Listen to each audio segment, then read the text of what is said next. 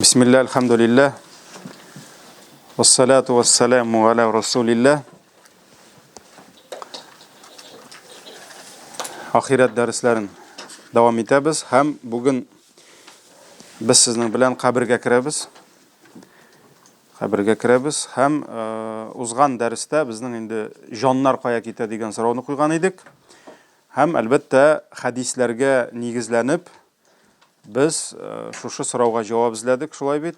Hem mana bunda iskagina tushdi bir narsa. Ol ilkiga endi tatar kitaplarında, eski imla bilan yozilgan kitaplarda bu haqda bik ko'p rivoyatlar, bik ko'p dirsiragi akiyatlar bor indi. Yanasi jonlar qoyadir kimningdir anda mugizine jilalar, qoyadir shunda ilib qo'yalar. Albatta ol narsalarga umuman mana bu yashirin dünya, o'lim ol yashirin dünya. Barzax, ahiret, qiyomat kuni, cennet, cehennem, hatta ferişteler, jinler, şeytanlar, bular bütünüsü yashirin dünya. Hem anı nindidir fenni aşışlar bilen, nindidir yanga priborlar bilen, yanga cihazlar bilen anda yangalıklar tavıp bulmay. Mesela dünyada ellen indi priborlar, ellen indi aparatlar uylap çıkarsalar da biz ul aparatlar yardımında ferişteler turunda kubrek bile almayız. Niçin? Çünkü ferişteler alar yaşırın dünya. Ya ki kabirde, ya ki cennette biz cennetini ko'ra, ellen indi galaktikalarını ko'ra turgan, ellen indi yıldızlarını ko'ra turgan teleskoplar, yanga türlü yakın aytta turgan cihazlar uylap tabırgan mümkünler, lakin bir kimde, bir qo'shanda cennetini ko'ra turgan, ana ol cennet, mansa cehennem degan aparatını tavıp bulmayacak. Şuna ko'ra yashirin dünya, biz anı bile alabız ikigine шығанақтан. Ikigine шығанақ.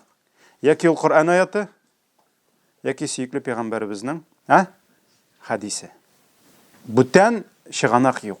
Fenni aşışlar bilen, fizik ülkesinde, anda astronomiya ülkesinde, яки başka şunday fenni ülkelerde aşışlar bilen biz olay birlerini bile almayacak biz artığın.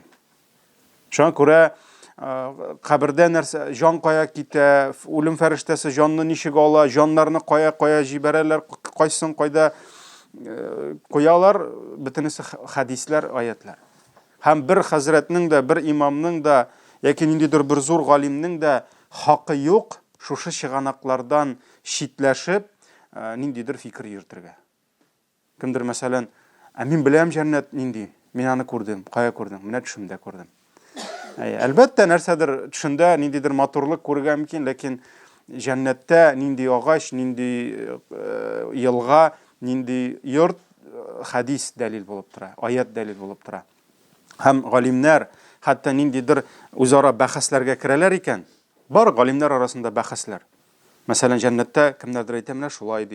Aykinchilar ayta yo'q alay tugul mina bulaydi. Qabirda kimlardir ayta bulaydi. Aykinchilar ayta yo'q bulaydi. Bisida negizlanan narsaga konkret dalillarga. Dalildan tış bu ülkede bir narsada sizlarga yaramay. Çünkü bu yashirin ilmul g'ayb. Yashirin ilm bu. Mana aytganimcha, nindidir aşışlar aşa, nindidir fikrlevler aşa, uylanuvlar, mana falan filosof tünü boyu uylagan da aytgan, mana cennette şulay bo'ladi. Bu bizga dalil mi? Yok. Bizga bu dalil tugul. Çünkü tünü boyu uylab, fikrlab, kile turgan aybir tugul bu. Ul vahiy bilan gina kile. Yani Qur'an vahiy, hadis vahiy. Şuna göre uzgan derste biz sizin bilan aytganmiz ekan, Allah'ның emri bilen ferişteler, kökler aşağı mingireler, kök kapkaların aşağılar, ol izgi candan kilgen is, anın kefinliginden kilgen hoş is bilen huzurlanı, bu kimsin deyip ferişteler aytgan iken, mana kimdir düşünde görmegen. Mana süyüklü peygamberimiz sallallahu aleyhi ve sellem Allah'dan kilgen ilim bilen bizge jitkirgen, anı sahabeler ol hadisini atıp kalganlar, galimler, İmam Bukharilar, İmam Muslimler, İmam Tirmiziler, İmam En-Nesai ham başka şu hadis galimleri ana beya koyganlar. Bu sahih, bu hasan, yaki zayıf, яки мауду уйланып табылган дип. Мәсәлән, уйланып табылган хадислар белән белә торып без әйтә алабызмы? Дәлилләнә алабызмы? Әлбәттә юк. Менә шуңа күрә бу бик җитди мәсьәлә. Кемдер, мәсәлән, күптән түгел дини гыйлемдә булырга мөмкин. Кемдер быел килгән булырга мөмкин. Шулай бит арагыздан.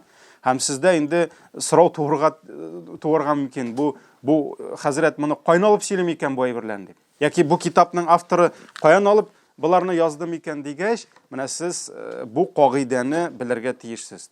Бу конкрет кагыйдә, моны бозырга ярамый.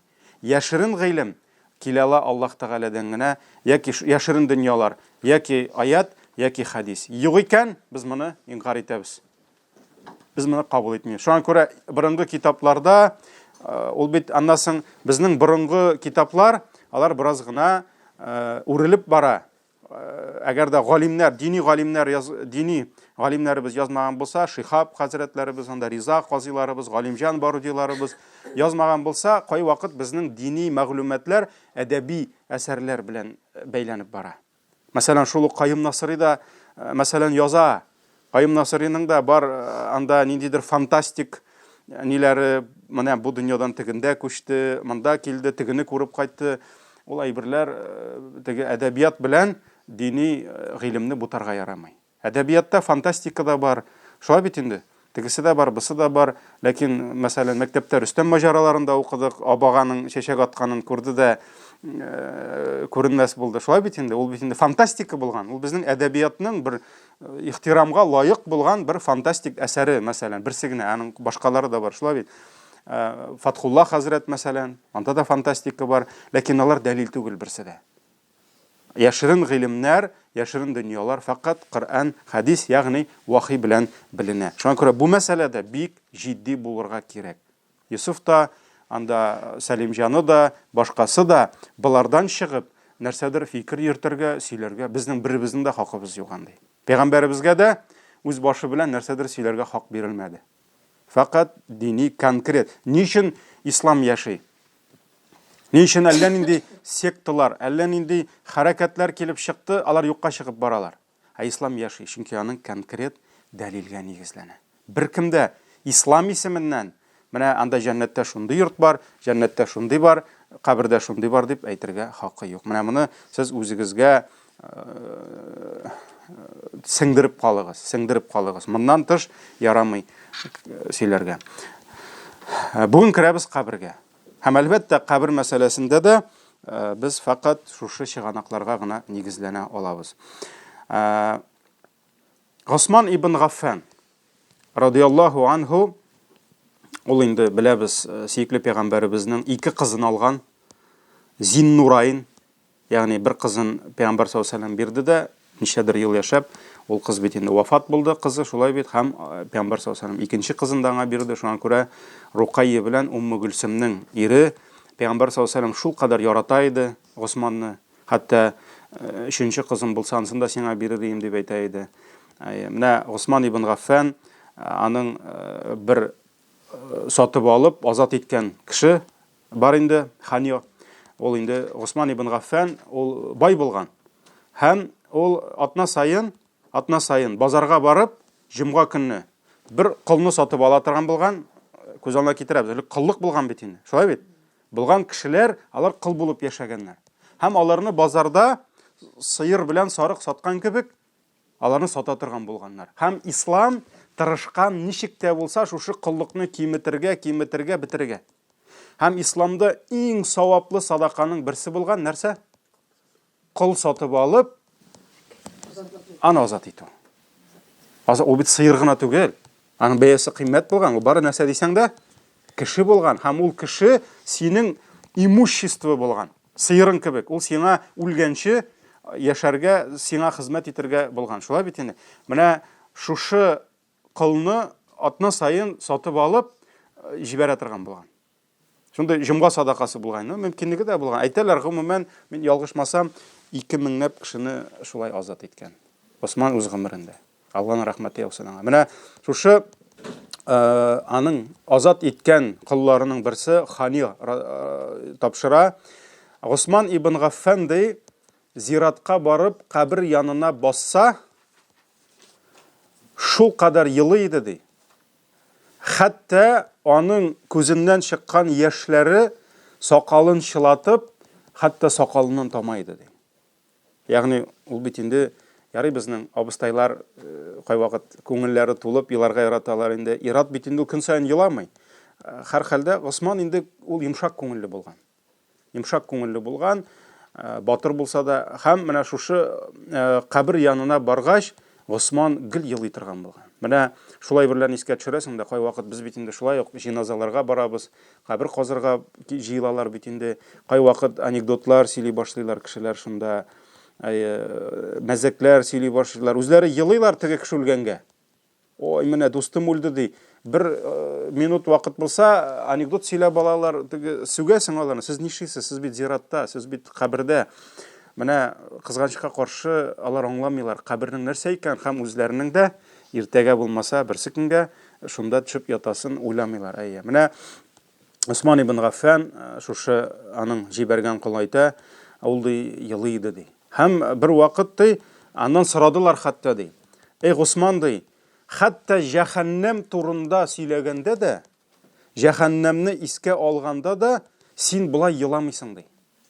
Кабер мәсьәләсенә кергәч, күңелең тулып елый башлыйсың ди. Нигә шулай ди? Чөнки бер караганда бит инде җәһәннәмнән куркыныч була алмый. Иңдәге җәһәннәм куркыныч, аннан соң шулай кабер. Шуннан соң Усман ибн Гаффан аларга җавап буларак әйтә, мин ди сөекле пәйгамбәребезнең саллаллаһу алейхи ва саллям шундый сүзләрен ишеттем ди. Кабер ул ахиратның беренче тукталышы ди. Менә син ахиратка күчкәч, иң беренче тукталыш ул кабер ди. Һәм кемдә кем кабер газабыннан имин булса, кабер авырлыгыннан, кабер хәсрәтеннән имин булса ди, алга таба ди, аңа киләсе нәрсәләр тагын да җиңел булачак ди. Ягъни кабердә ул кытылса ди кабер газабыннан, алга таба, димәк, моның алга таба нәрсәләр бар әлендә? Кыямәт көне һәм яки җәннәт, яки җәһәннәм, Алла сакласын. Шулай бит. Алга таба киләсесе җиңелрәк булачак ди. Тагын да ди. Кем инде кабердән кутыла алмаса ди, ягъни кабер авырлыгыннан, кабер газапларыннан алда киләсе нәрсәләр, аны көткән нәрсәләр тагын да авыррак булачак ди. Тагын да авыррак булачак ди. Һәм шулай ук Усман ибн Гаффан әйтә, мин ишеттем ди, сөекле пәйгамбәребез әйтә иде ди, мин ди үз гомеремдә кабердән дә куркыныч нәрсә күргәнем булмады ди. Ягъни монда сүз бара, теге 1 метрга 2 метрлы чокыр түгел. Ул чокыр бөтенесе дә бер. Менә без ирләр бит инде барабыз, хатын-кызны бит инде ислам шәригать әдәбе буенча андый авыр җиргә хатын-кызны кертмиләр. Шулай бит инде вафат булгач кына хатын-кыз төшә инде. Мәйет буларак кына, шуңа күрә каберләргә керәбез, ләхетләрне карыйбыз, шулай бит инде. Алар бөтенесе бер кебек. Ләкин Пәйгамбәр саллаллаһу алейһи ва саллям монда сүз әйтә барзах турында. Без белгән теге чокыр турында түгел. Аның чокыры да куркыныч. Өстеңнән шул такталарны ябып куйсалар, ул бит инде тар. Анда аңлыйсың син бер нәрсә дә юк анда. Синең өең дә юк, кырыңа хатының да төшеп ятмый, бик каты яратса да сине. Шулай бит инде. Ирүлде дип хатыны төшеп ятмый бит инде. Балалары да елап калсалар да әтиләре янына төшеп ятмый, акчасын да салмыйлар, кырына бер үзең кирип ятасың. Инде анда төшсәң дә аркаларың нитеп куя, бала йоннарың кабарып тирләп куясың. Ләкин Пәйгамбәр саллаллаһу алейһи ва саллям әйтә безгә нәрсә турында?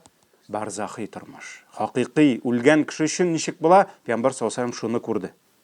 Пәйгамбәр саллаллаһу алейһи ва саллям барзахи тормышны күрде һәм аннан да куркыныч, аннан да тетрәндергеч нәрсә минем күргәнем булмады диде.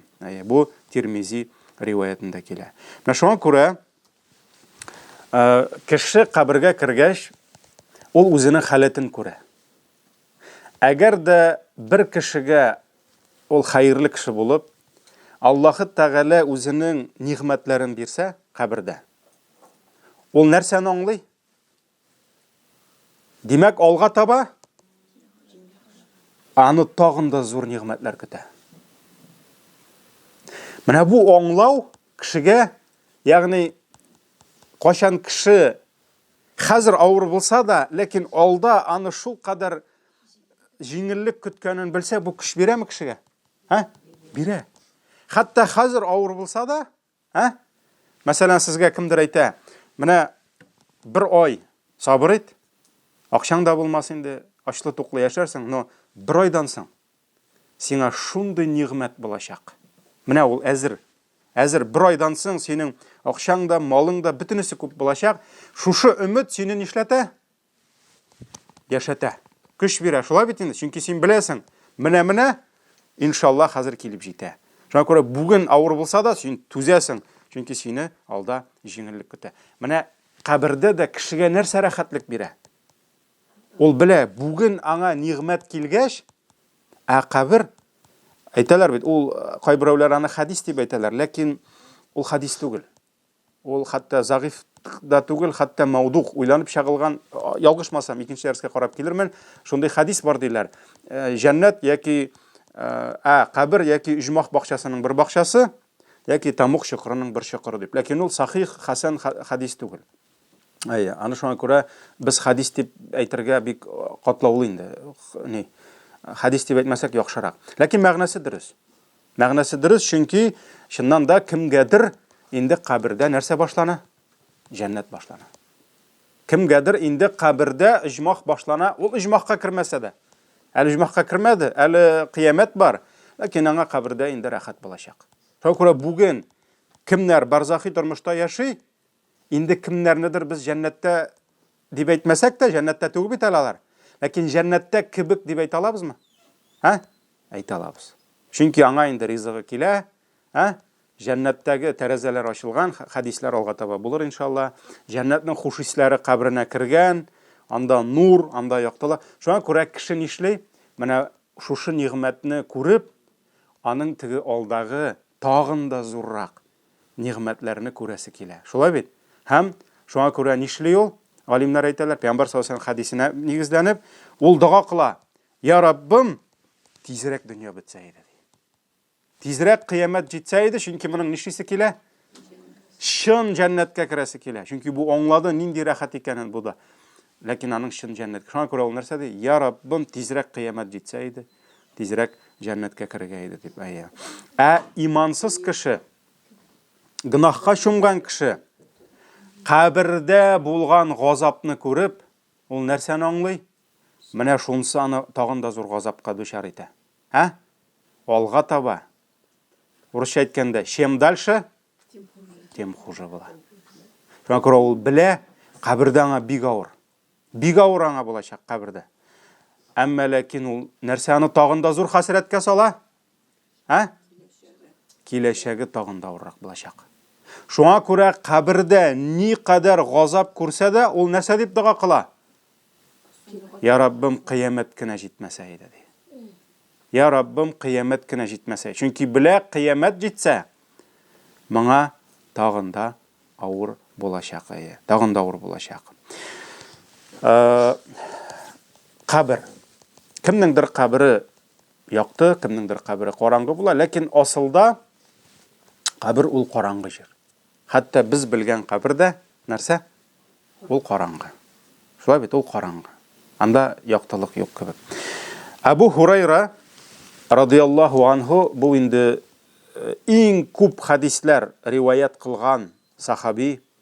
Моннан да күп беркем дә риваят кылмады пәйгамбәребездән. Иң күп хадисләр бөтен сахабалар арасыннан ул безгә ирештерде. Аллаһ аннан разый булсын. Ул айта, сөйкле пәйгамбәребез вакытында ди, мәчет җыештыручы бер апа бар иде ди. Ул инде гади, ниндидер теге бай, ниндидер нәселдән булмый, гади бер апа була.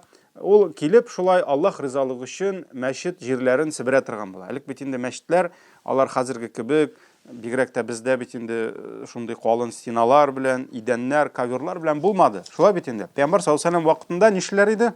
Шүлдә, кым өстендә шушындай баганалар утырталар иде, аркылы җепсәләрен куялар иде, яки инде пальма яфракларын салып, ягъни күләгә булсын, бераз ышык булсын дип, менә шундый мәчетләр булды. Шуңа күрә ул инде мәчетне юып йөрмәгәндер инде, ләкин шунда себереп, шүпләрне җыештырып, шулай мәчеткә хезмәт итә торган булган. Пәйгамбәр саллаллаһу алейһи аны белгән, күрә торган булган. Bir вакыт бу хатын югала. Пәйгамбер саллаллаху алейхи ва салламның күз алдыннан югала. Шуннан бу сорый. Каясың безнең теге ханым ди. Ул шулай килеп ди, мәчетне җыештыра иде ди. Аңа әйтәләр инде, я Расулаллах ди, ул ди вафат булды ди. Һәм без аны инде тиз генә җирләдек ди, сине борчып тормадык инде ди. Анда инде кайдыр килә инде ул төнне белән вафат булды дип, һәм Пәйгамбер саллаллаху алейхи ва салламны уятып тормадылар. Төнне җирләделәр дип инде кайдыр күргән бар инде, Аллаһу а'лам. Күбрәк менә монсыдыр инде аның. Ул идә булмады дип, шуңа күрә аңа әйтеп тормадылар. Ягъни ниндидер зур кеше түгел бит инде. Бер караганда мәчетне җыештырып йөрүче генә кебек, шулай бит. Шулай дип уйладылар да Пәйгамбәргә әйтмәделәр.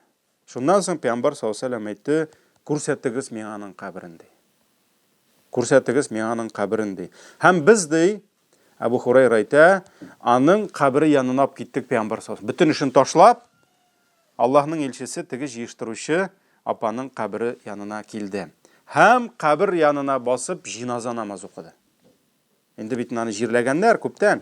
Җиназа намазы укыды һәм ахырдан нәрсә диде? Дөрестлектә бу каберләргә караңгы кирип тулады. Ягъни бу каберләргә караңгылык кирип тулады. Һәм ул караңгылык аларны ди бөтенләй биләп алады, кылачлап алады. Һәм Аллаһ Тәгалә ди, иншалла, минем шушы намазым белән, минем шушы догам аша, шушы каберләргә нур кертә ди. Менә бу дәлил булып тора нәрсәгә? Беренчесе каберләр караңгы була, шулай бит. Икенчесе Аллаһның әмере белән ул каберләр нишләргә мөмкин? Яктырырга мөмкин. Нурланырга мөмкин. Шуңа күрә караңгы каберне дә Аллаһ Тәгалә нур белән тутыра, нур белән яктырта. Бу хадис Бухари, Муслим риваятларында килә. Шуңа күрә асылда кабер караңгы, ләкин ул яктырырга мөмкин. Ни өчен шуңа күрә дуга кылабыз?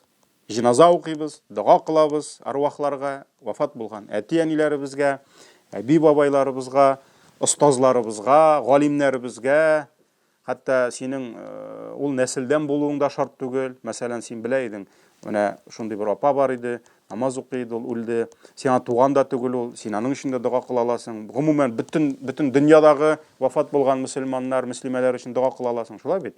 Иншалла, бәлки Аллаһ Тәгаләнең рәхмәте белән безнең дуга аша да аларның каберләре яктырыр иншалла.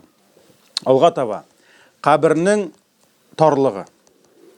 Кабернең тарлыгы. Кеше вафат булганнан соң, беләбез, аны бит инде кабергә, шушы ләхеткә иңдерәләр, ләхетне каплап, без куябыз җирләп. Һәм аның башлана нәрсә? Без күрмәгән, без белмәгән аның кабер тормышы башлана. Кабер тормышы башлана.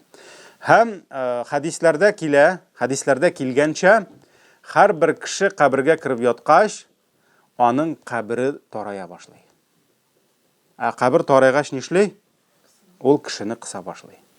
Һәм әйтәләр, галимнәребез, кабер кысуыннан бер кем дә кытыла алмый диләр. Әби бабай да, яшь кеше дә, хәтта изге булган, хайырлы булган, бик күп изгелекләр кылып яшәгән кешеләр дә кабернең кысылуыннан имин була алмый диләр. Шуңа күрә бөтен кеше дә бу нәрсәне татыр диләр. Һәм хадистә килгәнчә, кабер хәтта Сағид ибн Муғаз дигән сахаба булды. Сағид ибн Муғаз ул инде шундый изге сахаба булды. Хәтта ул үлгәч, сөйкле пәйгамбәребез әйтте, кайгыдан Аллаһның гарышы калтырады ди. Аллаһның гарышы селкенеп куйды ди. Шундый изге кеше киткәч бу дөньядан. Һәм аның җиназасына мөселманнар гына түгел, 70 мең фәрештә килде ди дуа кылырга ди.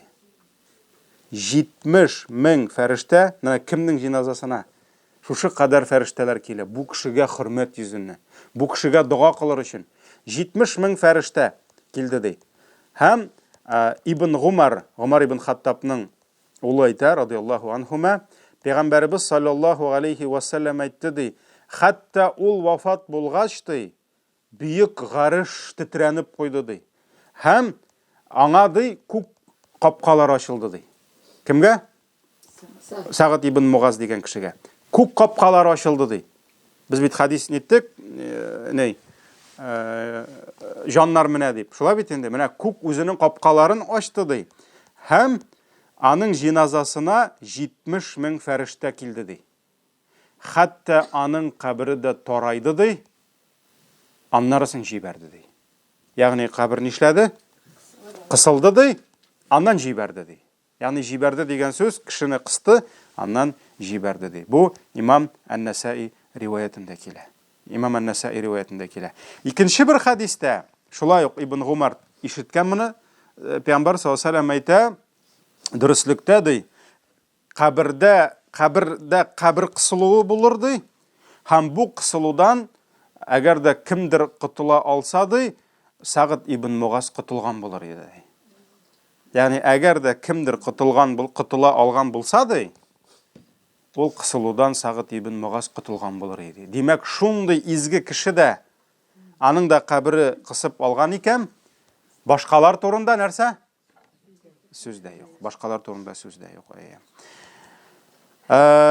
Икенче бер хадистә, бу хадисне Пәйгамбәребездән ишеткән Анас ибн Малик. Менә карагыз, игътибар бирсәгез, һәр бер хадисне билгеле кем Пәйгамбәребездән ишеткән моны. Һәр бер хадис, менә нинди генә хадис булмасын, аны кемдер ишеткән һәм ул сахаба билгеле. Менә хәзер алдагы хадисне Анас ибн Малик радиллаһу анху ишеткән, Пәйгамбәр саллаллаһу алейһи ва сәллям әйткән, әгәр дә берәр кеше кабер кысуыннан котыла алса ди, менә бу сабый бала котылган булыр иде ди. Димәк, Пәйгамбәрбез күрсәтте, кабергә сабый бала, бер сабый малай җирләгән була, вафат булган була, һәм Пәйгамбәрбез әйтә, хәтта аның кабердә нишләде? Аны кысып алды ди. Ягъни гынахсыз сабыйны да кабере кысып алды ди. Димәк, менә бу әйбер бар һәм ул хадисләрдә килә. Алга таба кабернең имтиханы. Кабердә кеше ничектеләр әле? Суәлләрен әбиләр әйтәләр бит инде. Кабердәге суәлләрен җиңеләйтсәң иде ди. Суәл сорау дигән сүз инде. Гарәп телендә сорау суәл дигән сүз. Һәр бер кеше кабергә кергәннән соң ул имтихан бирә. Имтихан бирә. Һәм бер кемдә моннан котыла алмый. Ничек итеп кеше имтихан бирә? Кешене кабергә куйганнан соң, алга таба ул хадис безнең бар бугай әле. Кайтырбыз ул хадискә. Кеше тыңлый, аны соңгы юлга озатырга килгән кешеләрнең аяк тавышларын. Һәм шушы аяк тавышлары ишетелми башлагач, димәк, кешеләр таралды, аның янына фәрештәләр килә. Һәм әлбәттә ул фәрештәләр, бизәнеп, ясанып, күркәм кыяфәттә килмиләр. Булар инде начар фәрештәләр дип әйтеп булмый, чөнки фәрештәнең начары юк. Фәрештәләр алар гынахсыз, алар Аллаһның хезмәтчеләре. Аллаһ аларны җибәрә. Ләкин хадистә килә, алар ди бик куркыныч кыяфәттә киләләр ди. Һәм Пәйгамбәр саллаллаһу алейһи ва сәллям әйтә. Пәйгамбәр саллаллаһу алейһи ва сәллям әйтә, кешене кабергә куйганнан соң аның каршына ди ике кап-кара булган фәрештә килер ди. Кемнәр әле алар? Аларның исемнәре берсе булыр Мункар, икенчесе булыр Накир ди. Һәм алар ди сорау бирерләр, син бу кеше турында нәрсә әйтерсең дип ди. Ягъни Пәйгамбәрбез Мөхәммәд турында нәрсә әйтерсең дип сорау бирерләр ди. Һәм ул ди дөньялыкта нәрсә әйткән булса, шуны әйтер ди. Һәм әйтер ди, ул Аллаһның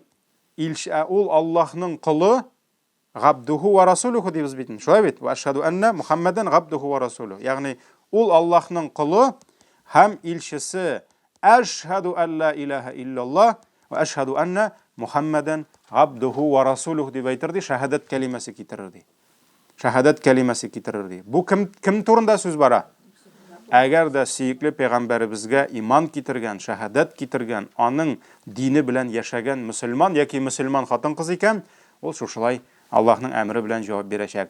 Әгәр дә ул мунафиq булган булса, ягъни тыштан гына мөселман булып күренеп, иштән кафир булган булса, ул әйтерде, мин ди ишеткән идем инде ди. Кешеләр аның турында шулай әйтәләр иде ди. Ул менә шулай җавап бирер ди. Һәм икенче бер хадистә Барра ибн Азиб радиллаһу анһу тапшыра, шуннан соң аның янына ике фәрештә килер ди, һәм аны кычкырып торгызып утыртырлар ди. Менә монда инде безнең иң беренче нәрсә бу дөнья белән беренче нестыковка барлыкка килә. Конфликт кайда? Мәсәлән, кабер ул кичкенә. Һәм ләхет өсте анда утырып булмый. Анда утырсаң башыңа бәрәсең. Шулай бит инде. Шуңа күрә безнең, ничек әйтергә инде, безнең параллельда ул утыра аламы? Юк, утыра алмый. Ләкин Пәйгамбәр саллаллаһу алейһи ва сәллям әйтте, һәм без моңа иман китердек, фәрештәләр аны торгызып утыртырлар ди. Ләкин ул без белгән, без күргән тәне аның шунда чиреп ята. Шулай бит инде. Әмма ләкин Пәйгамбәр саллаллаһу алейһи ва сәллям әйткәч, без аңа инандык, димәк аның тәне бар, һәм ул утыра. Ул торып утырыр ди. Һәм шуннан соң аңа сорау бирерләр ди. Раббың кем? Өч сорау. Раббың кем? Динең нинди? Һәм кем синең пәйгамбәрең? Дип сорау бирерләр ди. Һәм менә бу ди мөэмингә булачак соңгы сынау булыр ди. Ягъни соңгы имтихан булыр ди. Һәм Аллаһ Тәгалә әлбәттә инде ярдәм бирүче, шулай бит. Шунда Аллаһның ярдәме белән мөэмин әйтер ди. Минем Раббым Аллаһ, динем ислам, пәйгамбәрем Мөхәммәд алейхиссалату вассалам. Шулай бит. Шуннан соң тавыш ишетелер ди. Тавыш ишетелер ди. Минем бәндәм дөресен әйтә дип ди. Дөрес әйтә ди. Ягъни Аллаһ Тәгалә аңа җавап бирә. Нәрсә дип? Дөрес әйтә бәндәм дип. Чөнки ул аны дөньяда да шулай әйтеп биргән бит. Динем ислам, шулай бит инде. Раббым Аллаһ, динем ислам, пәйгамбәрем Мөхәммәд саллаллаһу алейһи ва сәллям. Инде кафир булса, яки гынахка шумган бәндә булса, Пәйгамбәр саллаллаһу алейһи ва сәллям әйтә, аңа ике фәрештә килер ди, һәм кычкырып аны утыртырлар ди, торгызып утыртырлар ди, һәм синең Раббың кем дип сорарлар ди. Ул мин белмим дип әйтер ди. Шуннан соң фәрештәләр икенче сорауны бирерләр ди. Синең динең нинди? Дип әйтерләр ди. Шуннан соң ул әйтер ди, мин белмим дип әйтер ди. Шуннан соң әйтерләр ди, син бу кеше турында, сезгә җибәрелгән пәйгамбәр турында нәрсә әйтерсең ди. Шуннан ул аның исемен дә исенә төшерә алмас ди. Может, ул аны күп укыгандыр аның турында, ләкин ул аңа иман китермәгән. Шуңа күрә исенә төшерә алмый.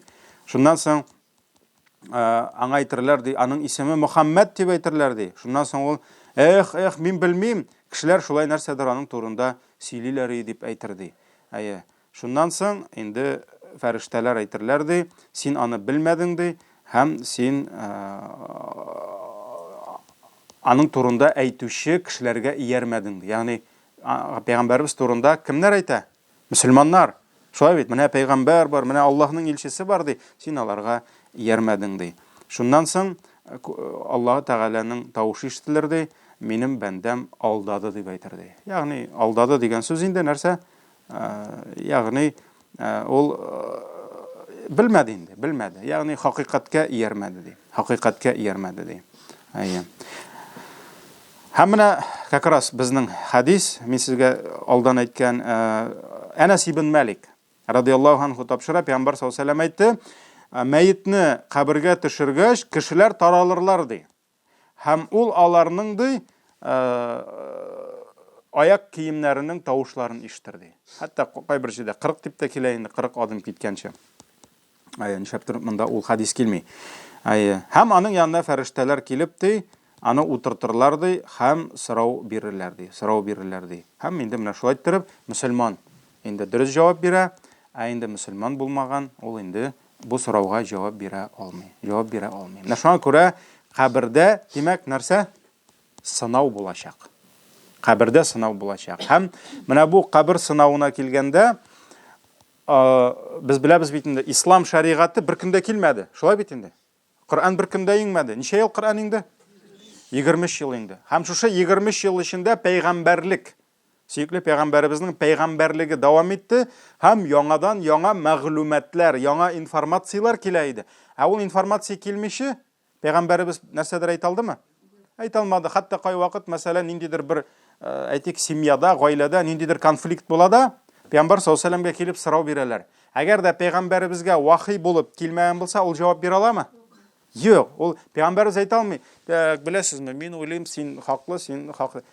Ва ма янтиқу анил һава. Аллаһ Тәгалә әйтә, пәйгамбәрбез бер кашанда үзенең хавасыннан сөйләмәде ди, үз-үзеннән сөйләмәде ди. Аңа вахый инде. Шуңа күрә иң беренче Аллаһ Тәгалә хәбәр бирми. Кабердә сынау булыр дип, кабердә газап булыр дип. Пәйгамбәр саллаллаһу алейһи ва сәлләм белми, кабер газабы, кабердә сынау буласын.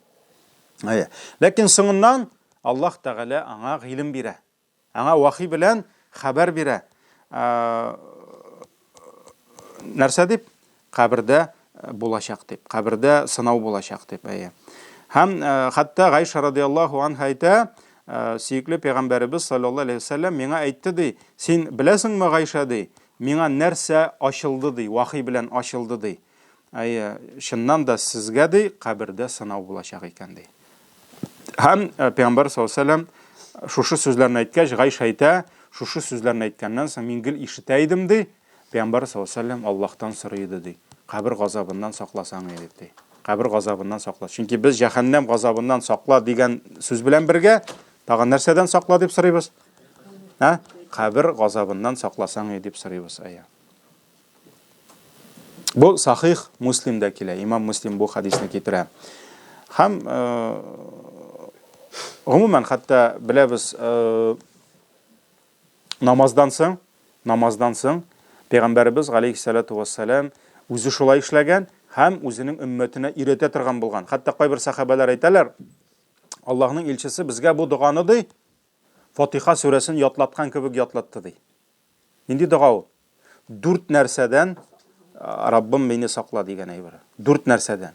Менә без бит инде күбебез намаз уку тәртибе, Рәшида абыстайның намаз уку тәртипләрен укып күбебез килдек бит инде, шулай бит? Аны без хәзрәтләр дә шундан килдек инде 90-нчы елларда. Менә ләкин ул Аллаһның рәхмәтендә булсын, Рәшида абыстайдан да Аллаһ разый булсын, башкалары да. Ләкин анда бит әз мәгълүмат. Ягъни ул безгә җитәрлек дәрәҗәдә, ягъни намаз уку дөрес булсын өчен анда мәгълүмат бар. Әмма анда бөтенесе дә юк. Бөтен дугалар юк, бөтен зикрләр юк. Шуңа күрә күп китапларда китерелми, әмма ләкин ул бар. Пәйгамбәр саллаллаһу алейһи ва сәлләм әт-тахият салаватларны укыганнан соң Раббананы генә түгел, башка дугалар дип килә. Шулай бит инде. Һәм шуларның берсе Пәйгамбәр саллаллаһу алейһи ва сәлләм Раббым мине 4 нәрсәдән сакла дип, аның гарәпчәсе бар, эзләп таба аласыз дугалар китабында. Беренчесе я Раббым мине җәһәннәм газабыннан сакла дип әйтә иде. Раббым мине кабер газабыннан сакла дип әйтә иде. Раббым мине дәҗҗал фитнәсеннән сакла һәм тормыш, яшәеш һәм үлем фитнәләреннән сакла дип әйтә иде. 4 нәрсәдән. Һәм хәтта булды шундый табигиннар, имам Таус микән, бер вакыт шулай тыңлап торды малайының намаз укыганын, дөрес укый микән дип. Һәм малайы шушы дуганы укымыйча сәлам бирде. Һәм ул әйтте, басасың да яңадан намазыңны укыйсың диде. Һәм шушы дуганы укымаган өчен яңадан, әлбәттә ул дуга сөннәт, фарыз түгел аны укымасаң да намаз дөрес. Ләкин бу ни өчен эшләде? Канына сеңсен өчен баласының. Бу дуганы шуңа күрә өйрәнегез, анда кабер газабыннан сакла дигән юлда бар. Юлда бар. Безнең вакыт күпме? Трамвай килмиме әле? Бар әле. Килә скоро 5 минуттан. Алга таба. Димәк, дуга, махсус дуга кабер газабыннан саклау турында килә. Шулай бит? Аны дагын безгә кулланырга кирәк. Кулланырга кирәк.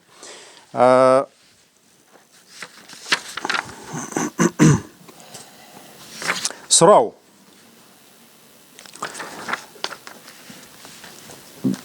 Biz bit инде әйттек, кабер безнең өчен бер төрле, әмма барзахи тормыш икенче төрле. Менә монда сорау туа, без яки гомумән кешеләр кабердә барган, менә алар хәзер бара бит инде бу хәлләр, шулай бит? Кабердә барган хәлләрне күрә яки ишетә алабызмы юкмы? Менә шундый сорау бар инде. Бұл сұрауға келгенде ең бірінші Пейғамбарыбыз саллаллаху алейхи вассаламны алайық.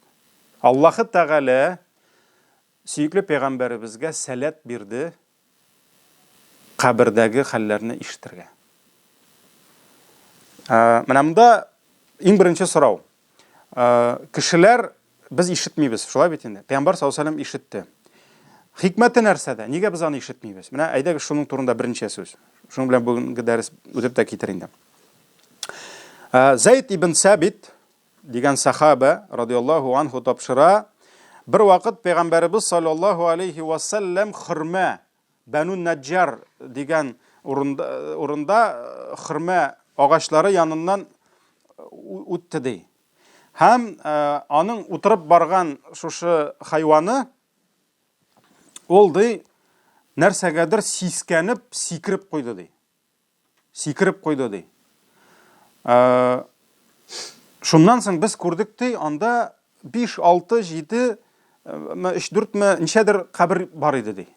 Алар инде аның күрмәгәннәр. Һәм инде шушы пәйгамбарыбызның ние мул дип килә инде ул, мул. Ул теге ишәк тә түгел, ат та түгел, ни инде. Уртасы дип әйтегәндә. Һәм сикереп куйды каш, без күрдек, анда ничәдер кабер бар иде. Һәм пәйгамбар саллаллаһу алейхи ва саллям сорау бирде, бу каберләрдә кемнәрнең ятканын белмисезме диде.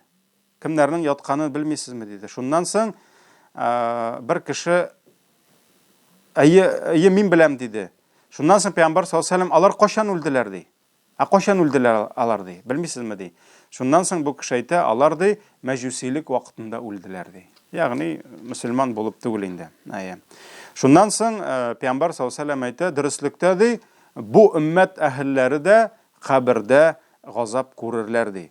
Әгәр дә мин курыкмасам ди, сез үлгәннәрегезне җирләм күммидә башларсыз дип ди. Күммидә башларсыз дип ди. Мин Аллаһыдан дуга кылып сорар идем ди, сезгә дә анда булган хәлләрне ишеттерсен дип ди. Ягъни мин Аллаһтан сорар идем ди, сезгә дә Аллаһ ишеттерсен әле дип, кабердә булган хәлләрне ди, әгәр дә курыкмасам ди. Нәрсә дип? Әгәр сез аны ишетсәгез, сез мәйетләрегезне күмми башлаячаксыз ди.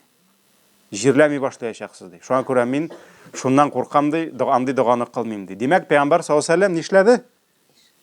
Ишетте, беренче дәлил. Икенчесе, пәйгамбар саллаллаһу алейхи ва саллям сорар идем ди, дуга кылып ди, сез дә ишеттерегез ди. Ой, бөтен кеше иманлы булыр ия. Шулаймы? Бөтенесе намаз укыр ия, бөтенесе дин тотыр. Ләкин пәйгамбар саллаллаһу алейхи ва саллям курыкты. Нәрсәдән? Сез куркуыгыздан ди, хәтта туганнарыгызны җирләми дә башлаячаксыз ди.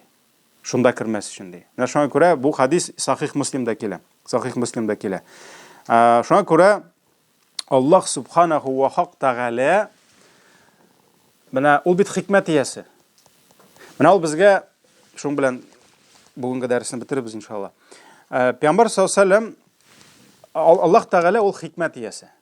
Шуңа күрә ул безгә информация алыр өчен биргән әгъзалар, органы. Мәсәлән, без мәгълүмат алабыз нәрсә белән? Күз аша. Шулай бит? Без күрәбез күз, бу куркыныч, чөнки акылга бит инде информация килде.